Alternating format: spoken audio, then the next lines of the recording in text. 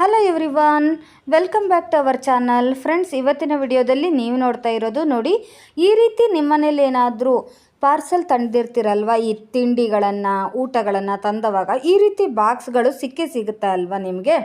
ಹೋಟೆಲಿಂದ parcel ತಂದಿರುವಂತಹ ಈ ರೀತಿ use and throw ಬಾಕ್ಸ್ಗಳನ್ನು ನೀವು ಯಾವುದೇ ಕಾರಣಕ್ಕೂ ಕೂಡ ಬಿಸಾಕಲಿಕ್ಕೆ ಹೋಗಲೇಬೇಡಿ. ಇದರಿಂದ ತುಂಬಾ ಒಳ್ಳೆಯ ಉಪಯೋಗ ಇದೆ ಅಂತಲೇ ಹೇಳಬಹುದು. ಅದೇನು ಉಪಯೋಗ ಅಂತ ಹೇಳಿ ನೀವು ತಿಳ್ಕೊಬೇಕು ಅಂದರೆ ವಿಡಿಯೋನ ಕೊನೆಯವರೆಗೂ ನೋಡಬೇಕು. ಹಾಗೆಯೇ ನಾನು ಇಲ್ಲಿ ತೋರಿಸ್ಕೊಡ್ತಾ ಇರೋದು ನೋಡಿ, ಹೆಣ್ಮಕ್ಳಿಗಂತೂ ತುಂಬಾ ಯೂಸ್ ಆಗುತ್ತೆ ನೋಡಿ. ಈ ರೀತಿ ಜಡೆಗೆ ಹಾಕುವಂತಹ ಜಡೆ ಬಿಲ್ಲೆ ಇರುತ್ತಲ್ವ, ಈ ಜಡೆಗೆ ನಾವು ತುರುಬಿಗೆಲ್ಲ ಹಾಕೋತೀವಲ್ವ, ಆ ರೀತಿ ಅವುಗಳನ್ನು ನೋಡಿ, ಹೀಗೆ ನೀವು ಫುಲ್ ಕಂಪಾರ್ಟ್ಮೆಂಟ್ ಇದೆ ಬೇರೆ ಬೇರೆ ರೀತಿಯ. ಸೊ ಅವುಗಳಲ್ಲಿ ನೀವು ಹೀಗೆ ಒಂದೊಂದು ಕಂಪಾರ್ಟ್ಮೆಂಟ್ಗಳಲ್ಲಿ ಒಂದೊಂದು ರೀತಿಯ ನಿಮ್ಮ ಕಾಸ್ಮೆಟಿಕ್ಸ್ಗಳನ್ನು ಇದರಲ್ಲಿ ಇಟ್ಕೋಬಹುದು. ನೀವು ವೆಲ್ ಆರ್ಗನೈಸ್ಡ್ ಆಗಿ ಇದನ್ನು ಇಟ್ಕೊಳ್ಳೋಕ್ಕೆ ಮಾತ್ರ ಸಖತ್ತಾಗಿ ಆಗುತ್ತೆ ನೋಡಿ. ಬಿಸಾಕೋ ಬದಲು ಇದನ್ನು ಹೀಗೆ ನೀವು ಯೂಸ್ ಮಾಡ್ಕೋಬಹುದು. ನಿಮ್ಮ ಮೇಕಪ್ ಐಟಮ್ಸ್ಗಳನ್ನು ಇದರಲ್ಲಿ ಇಟ್ಕೋಬಹುದು, ಅಥವಾ ನೀವು ಸರಗಳನ್ನು ಇಟ್ಕೋಬಹುದು, ಕ್ಲಿಪ್ಗಳನ್ನು ಇಟ್ಕೋಬಹುದು, ಸ್ಟಿಕ್ಕರ್ಸ್ಗಳನ್ನು ಇಟ್ಕೋಬಹುದು, ಬ್ಯಾಂಡ್ಗಳನ್ನು ಇಟ್ಕೋಬಹುದು. ಹಾಗೆ ನೋಡಿ, ಚಿಕ್ಕದಾಗಿರುವಂತಹ ಎಲ್ಲವನ್ನೂ ಕೂಡ ನೀವು ಇದರಲ್ಲಿ ಇಟ್ಕೊಂಡ್ಬಿಟ್ಟು ಟ್ರಾವೆಲ್ ಮಾಡುವಾಗ ಕೂಡ ತುಂಬಾ ಒಳ್ಳೆಯದಾಗುತ್ತೆ ನೋಡಿ. ಈ ರೀತಿ ನಾನು ಏನು ಮಾಡ್ತೀನಿ, ಬಾಕ್ಸ್ಗಳನ್ನು ಯಾವುದೇ ಕಾರಣಕ್ಕೂ ಕೂಡ ಬಿಸಾಕಲಿಕ್ಕೆ ಹೋಗೋದೇ ಇಲ್ಲ.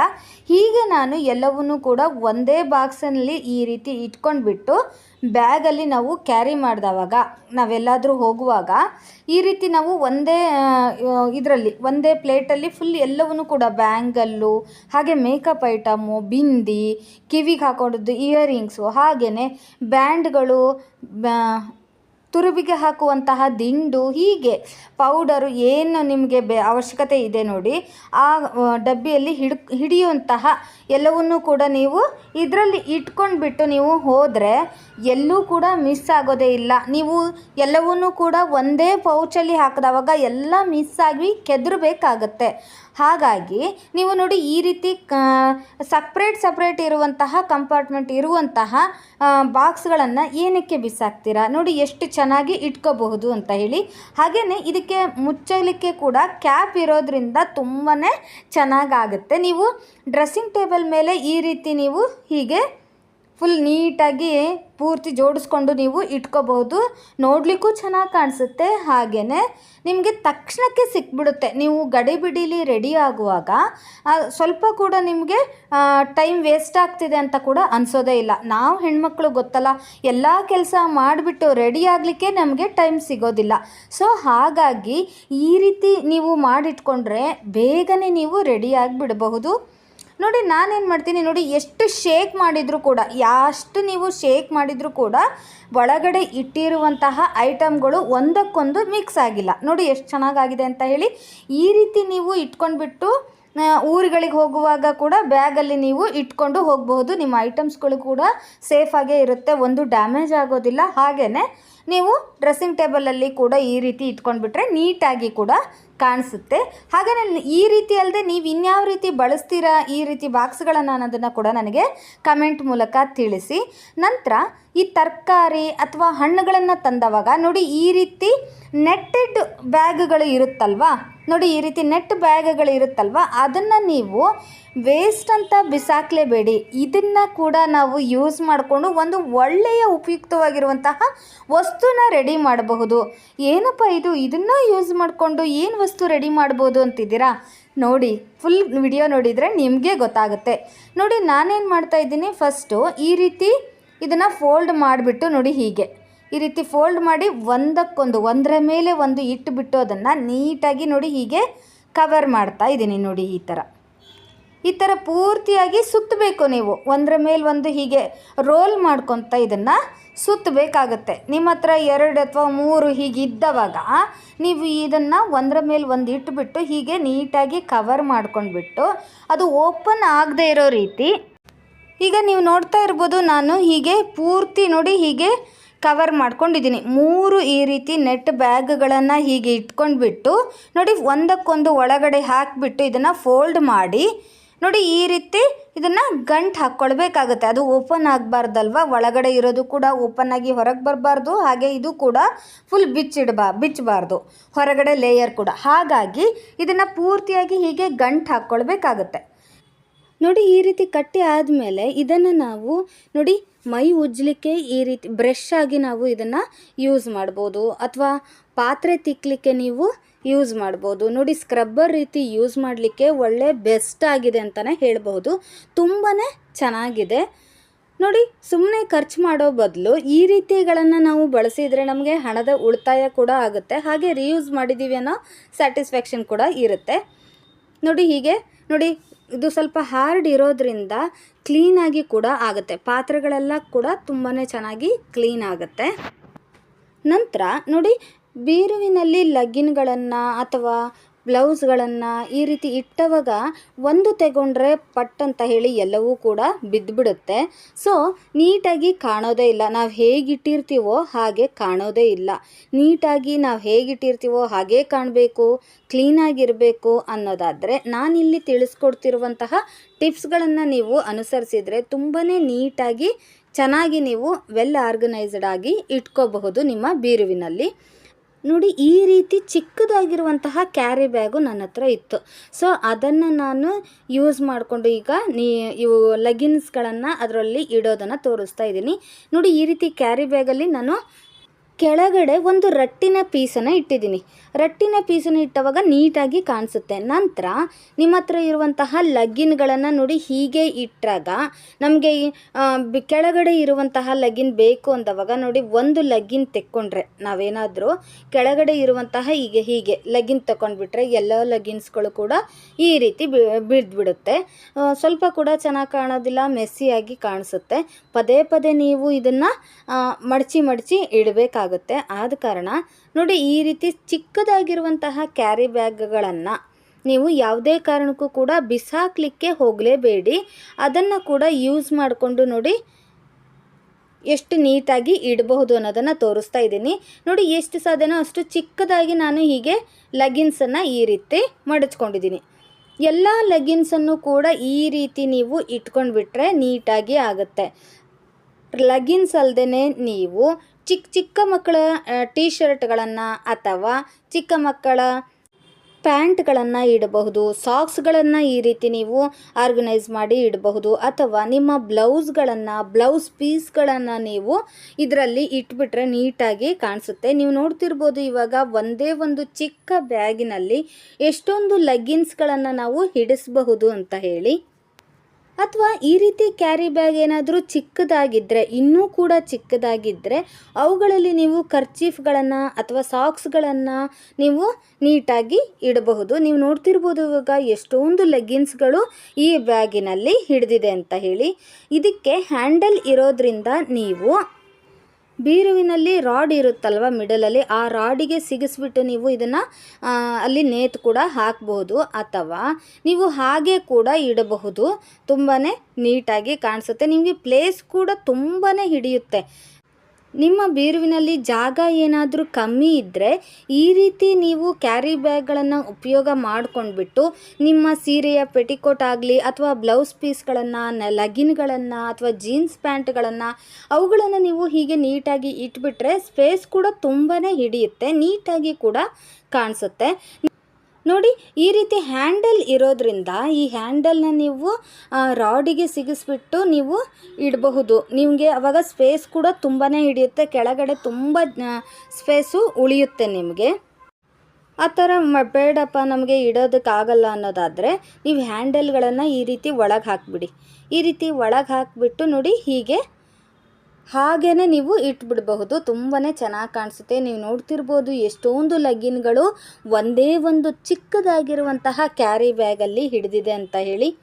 ನಾನಿಲ್ಲಿ ಮಕ್ಕಳ ಫೋಟೋಗಳನ್ನು ಹೇಗೆ ನಾವು ಫ್ರಿಡ್ಜ್ಗೆ ಮ್ಯಾಗ್ನೆಟ್ ರೀತಿ ಮಾಡಿಬಿಟ್ಟು ಅಂಟಿಸ್ಬೇಕು ಅನ್ನೋದನ್ನು ತಿಳಿಸ್ಕೊಡ್ತಾ ಇದ್ದೀನಿ. ನೋಡಿ ಒಂದು ವೇಸ್ಟ್ ಆಗಿರುವಂತಹ ಕಾರ್ಡ್ಬೋರ್ಡ್ ಶೀಟಿಗೆ ನೋಡಿ ಈ ರೀತಿ ಗಮ್ಮನ್ನು ಅಪ್ಲೈ ಮಾಡಿಬಿಟ್ಟು, ಫೆವಿಕಾಲನ್ನು ಅಪ್ಲೈ ಮಾಡಿಬಿಟ್ಟು ಆ ಫೋಟೋನ ಅದಕ್ಕೆ ಅದರ ಮೇಲ್ಗಡೆ ಅಂಟಿಸ್ಬೇಕಾಗತ್ತೆ. ಗಿಫ್ಟಾಗಿ ಕೊಡ್ಬೋದು, ಅಥವಾ ಮಕ್ಕಳು ಫ್ರೆಂಡ್ಸ್ಗಳಿಗೂ ಕೂಡ ಅವರ ಫೋಟೋನ ಈ ರೀತಿ ಮಾಡಿಬಿಟ್ಟು ನೀವು ಕೊಡಬಹುದು. ತುಂಬಾ ನೋಡಲಿಕ್ಕೆ ಕ್ಯೂಟಾಗಿ ಚೆನ್ನಾಗಿ ಕಾಣಿಸುತ್ತೆ. ನಾನೀಗ ಒಂದು ವೇಸ್ಟ್ ಆಗಿರುವಂತಹ ಕಾರ್ಡ್ಬೋರ್ಡ್ ಶೀಟಿಗೆ ನಾನೇನು ಮಾಡ್ತಾಯಿದ್ದೀನಿ, ಮಕ್ಕಳ ಫೋಟೋನ ಅಂಟಿಸಿದ್ದೀನಿ. ನಂತರ ಕೆಳಗಡೆ ನೋಡಿ ಇಲ್ಲಿ ಲೇಸನ್ನು ಅಂಟಿಸ್ಕೊಳ್ತಾ ಇದ್ದೀನಿ. ಲೇಸ್ ಅಂಟಿಸಿದ್ರೂ ನಡೆಯುತ್ತೆ, ಹಾಗೆ ಬಿಟ್ಟರೂ ಕೂಡ ನಡೆಯುತ್ತೆ. ನಾನಿಲ್ಲಿ ಲೇಸನ್ನು ಈ ಕೆಳಗಡೆ ಹಾಗೆ ಮೇಲ್ಗಡೆ ಎರಡೂ ಬದಿಯಲ್ಲೂ ಕೂಡ ಲೇಸನ್ನು ಇದಕ್ಕೆ ಅಂಟಿಸ್ಕೊಳ್ತಾ ಇದ್ದೀನಿ. ಅದರ ಅಳತೆಗೆ ತಕ್ಕಂಗೆ ನೀವು ಲೇಸನ್ನು ಹೀಗೆ ನೋಡಿ ಕಟ್ ಮಾಡ್ಕೊಳ್ಳಿ. ಕಟ್ ಮಾಡಿಕೊಂಡು ನಂತರ ನೋಡಿ ಹೀಗೆ, ನಂತರ ಆ ಸೈಡ್ ಮತ್ತು ಈ ಸೈಡ್ ಎರಡೂ ಬದಿಯಲ್ಲೂ ಉಳಿದಿರುವಂತಹ ಲೇಸನ್ನು ಹಿಂದುಗಡೆ ನೀವು ನೋಡಿ ಹೀಗೆ ಹಿಂದುಗಡೆ ಅದನ್ನು ಅಂಟಿಸ್ಬೇಕಾಗತ್ತೆ. ಕರೆಕ್ಟ್ ಅದೇ ಲೆವೆಲಿಗೆ ಕಟ್ ಮಾಡಿದರೆ ಸ್ವಲ್ಪ ಕಿತ್ತು ಹೋಗೋ ಚಾನ್ಸಸ್ ಇರುತ್ತೆ, ಸೈಡಿಗೆಲ್ಲ ಕಿತ್ತು ಬಂದುಬಿಡುತ್ತೆ. ಹಾಗಾಗಿ ನಾನೇನು ಮಾಡಿದ್ದೀನಿ, ಸ್ವಲ್ಪ ಜಾಸ್ತಿ ಅದನ್ನು ಕಟ್ ಮಾಡಿಬಿಟ್ಟು ಬ್ಯಾಕ್ ಸೈಡ್ ಅದನ್ನು ಈ ರೀತಿ ಅಂಟಿಸಿದ್ದೀನಿ. ಸ್ವಲ್ಪ ಅಂಟಕ್ಕೆ ಟೈಮ್ ಹಿಡಿಯುತ್ತೆ. ನೀವೇನು ಮಾಡಬೇಕು, ಯಾವುದಾದ್ರೂ ಒಂದು ಭಾರವಾಗಿರುವಂತಹ ವಸ್ತುನ ಇದ್ರ ಮೇಲೆ ಇಟ್ಬಿಟ್ರೆ ಬೇಗನೆ ಅದು ಅಂಟ್ಕೊಳ್ಳುತ್ತೆ. ನೋಡಿ ಈಗ ಎರಡೂ ಬದಿಯಲ್ಲೂ ಈ ರೀತಿ ಲೇಸನ್ನು ಅಂಟಿಸ್ಬಿಟ್ಟು ಅದನ್ನು ನಾನು ನೋಡಿ ಹೀಗೆ ಪೂರ್ತಿಯಾಗಿ ಅದನ್ನು ಡ್ರೈ ಮಾಡಿಕೊಂಡು ತೊಗೊಬಂದಿದ್ದೀನಿ. ನಂತರ ಚಿಕ್ಕದಾಗಿರುವಂತಹ ಒಂದು ಮ್ಯಾಗ್ನೆಟ್ ನನ್ನ ಹತ್ರ ಇತ್ತು. ಸೊ ಅದನ್ನು ನಾನು ಹಿಂದೆ ನೋಡಿ ಈ ಫೋಟೋನ ಹಿಂಬದಿಯಲ್ಲಿ ಈ ರೀತಿ ಗಮ್ ಹಾಕಿಬಿಟ್ಟು ನಾನು ಈ ಥರ ನೋಡಿ ಅಂಟಿಸ್ಕೊಳ್ತಾ ಇದ್ದೀನಿ. ಇದರಿಂದ ನೀವು ಆರಾಮಾಗಿ ಸಲೀಸಾಗಿ ನೀವು ಇದು ಡ್ರೈ ಆದಮೇಲೆ ಫ್ರಿಡ್ಜಿಗೆ ಅಂಟಿಸ್ಕೋಬಹುದು. ನೋಡಿ ಈಗ ಆಲ್ರೆಡಿ ನಾನು ಈ ರೀತಿ ಮಾಡಿಬಿಟ್ಟು ಸುಮಾರಷ್ಟು ಹೀಗೆ ಹಾಕಿದ್ದೀನಿ. ಅಂಗಡಿಯಿಂದ ಈ ರೀತಿ ಫ್ರಿಡ್ಜ್ ಮ್ಯಾಗ್ನೆಟ್ಗಳನ್ನು ತರುವ ಬದಲು ನೀವೇ ನಿಮ್ಮ ಕೈಯಾರೆ ಮನೆಯಲ್ಲೇ ಮಾಡಿದರೆ ತುಂಬಾ ಕ್ಯೂಟಾಗಿ ನೋಡಲಿಕ್ಕೂ ಕೂಡ ಚೆನ್ನಾಗಿ ಕಾಣಿಸುತ್ತೆ.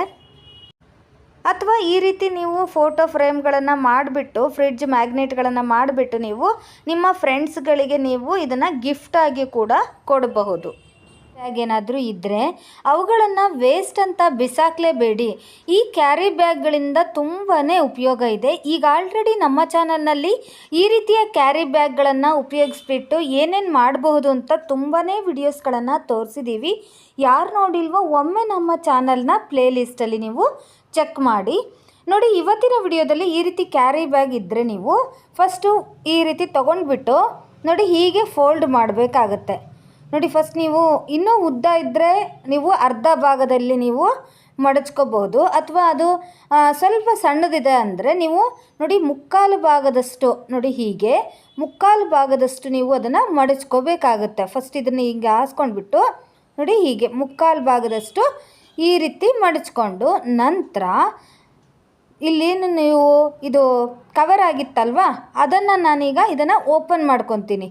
ಲಾಸ್ಟ್ ಎಡ್ಜಲ್ಲಿ ಈ ಬ್ಯಾಗಿನ ಎಡ್ಜಲ್ಲಿ ಫುಲ್ ಅದನ್ನು ಕವರ್ ಆಗಿರುತ್ತಲ್ವ ಅದನ್ನು ನಾನೀಗ ಓಪನ್ ಮಾಡಿಟ್ಕೋತೀನಿ.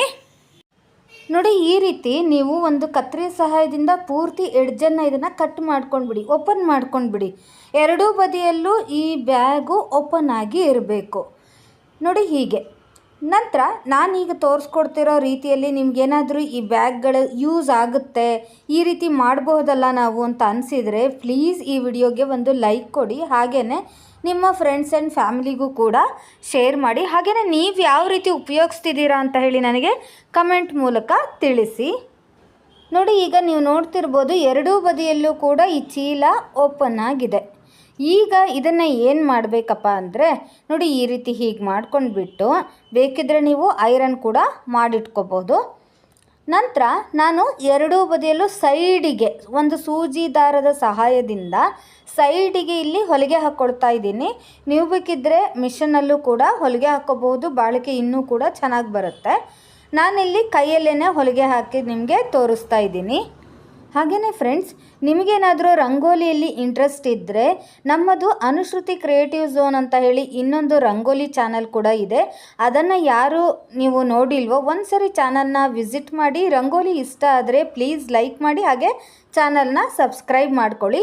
ಅದರಲ್ಲೂ ಕೂಡ ಒಳ್ಳೊಳ್ಳೆಯ ರಂಗೋಲಿಗಳು ನಿಮಗೆ ಡೈಲಿ ಸಿಗುತ್ತೆ. ಗ್ರ್ಯಾಂಡ್ ರಂಗೋಲಿ, ಸಿಂಪಲ್ ರಂಗೋಲಿ, ಹಾಗೆಯೇ ಬಳ್ಳಿ ರಂಗೋಲಿ, ಹೀಗೆ ಅನೇಕ ರೀತಿಯ ರಂಗೋಲಿಗಳನ್ನು ನೀವು ಆ ಚಾನಲಲ್ಲಿ ನೋಡಬಹುದು. ಸೊ ನಿಮಗೇನಾದರೂ ಇಂಟ್ರೆಸ್ಟ್ ಇದ್ದರೆ ಒಮ್ಮೆ ನೀವು ಆ ಚಾನಲನ್ನು ವಿಸಿಟ್ ಮಾಡಿ.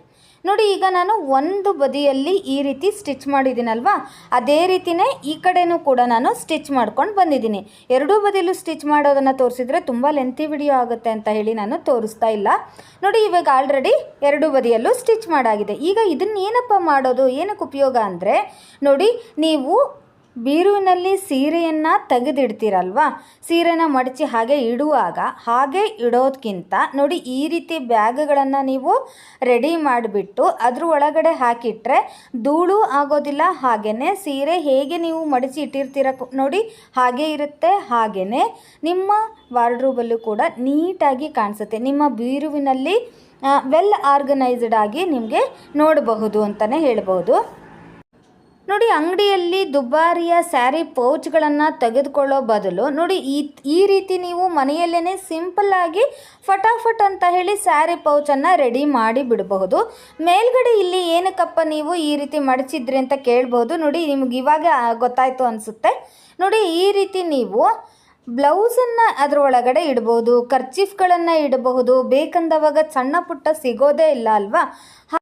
ಹಾಗಾಗಿ ಸಣ್ಣ ಪುಟ್ಟ ಈ ಕರ್ಚೀಫ್ಗಳನ್ನು ಅಥವಾ ಸಣ್ಣ ಸಣ್ಣ ಮಕ್ಕಳ ಸಾಕ್ಸ್ಗಳನ್ನು, ಈ ರೀತಿ ಬ್ಲೌಸ್ಗಳನ್ನು ನೀವು ಮೇಲ್ಗಡೆ ಭಾಗದಲ್ಲಿ ಈ ರೀತಿ ಇಟ್ಕೋಬಹುದು. ನೋಡಿ ಎಷ್ಟು ಚೆನ್ನಾಗಾಗಿದೆ ಅಂತ ಹೇಳಿ. ಹಾಗೆಯೇ ನೀವು ಈ ರೀತಿ ಇಟ್ಟಾದ್ಮೇಲೆ ಅದನ್ನು ಬೀರುವಿನಲ್ಲಿ ನೀಟಾಗಿ ಇಟ್ಕೋಬಹುದು. ನಂತರ ಮೇಲ್ಗಡೆ ನೀವು ಒಂದು ಬಟನ್ ಹಾಕಿಬಿಟ್ಟು ಇದನ್ನು ಹೀಗೆ ಇಲ್ಲಿ ಅಂಟಿಸ್ಕೊಂಡ್ಬಿಟ್ರೆ, ನೋಡಿ ಈ ರೀತಿ ಬಟನ್ ಹಾಕೋ ರೀತಿ ನೀವು ಮಾಡ್ಕೊಂಡ್ಬಿಟ್ರೆ ನೀವು ಯಾವ ರೀತಿ ನೀವು ತೆಗೆದು ಹಾಕಿದರೂ ಕೂಡ ಬಿಸಾಕಿದರೂ ಕೂಡ ಎಲ್ಲೂ ಕೂಡ ಸೀರೆ ಕೆಳಗಡೆ ಬೀಳೋದಿಲ್ಲ, ನೀಟಾಗಿ ಅಲ್ಲೇ ಇರುತ್ತೆ, ಚೆನ್ನಾಗಾಗುತ್ತೆ. ಓಕೆ, ನಿಮ್ಮೆಲ್ಲರಿಗೂ ಕೂಡ ಈ ಟಿಪ್ಸ್ ಇಷ್ಟ ಆಗಿದೆ ಅಂದ್ಕೊಂಡಿದ್ದೀನಿ. ಈ ರೀಯೂಸ್ ಇಷ್ಟ ಆದರೆ ಮರೀದೇನೆ ಲೈಕ್ ಮಾಡಿ. ಸಿಗೋಣ ಹಾಗಾದರೆ ಮತ್ತೊಂದು ಇಂಟ್ರೆಸ್ಟಿಂಗ್ ವಿಡಿಯೋದೊಂದಿಗೆ. ವಿಡಿಯೋ ನೋಡಿದ್ದಕ್ಕಾಗಿ ಧನ್ಯವಾದಗಳು.